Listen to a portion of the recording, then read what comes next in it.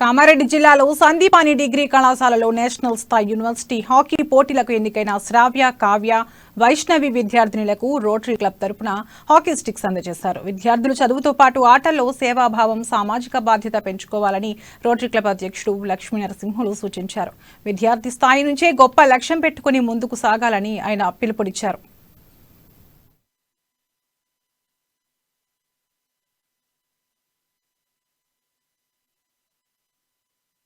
College నుండి ఒక 4 పిల్లలు నేషనల్ లెవెల్లో సెలెక్షన్ అయిన దానికి కూడా మీ ప్రిన్సిపల్ గారు మాకు ఇంటిమేషన్ చేయడం జరిగింది. దానికి మేము కూడా స్పందించి మా రోటరీ క్లబ్ తరఫున మేము మీకందరికీ కూడా ఈ 4గురికి హాకీ స్టిక్స్ ఇవ్వడానికి సిద్ధంగా ఉన్నాం.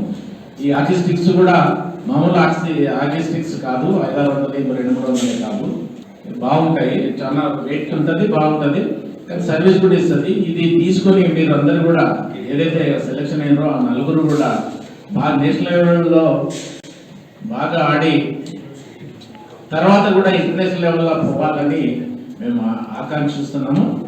ఈ రోటరీ క్లబ్ అంటే ఏంటి అనేది కూడా ఇంతకుముందు రోటరీ యాక్ట్ విషయంలో సార్ కూడా చెప్పారు.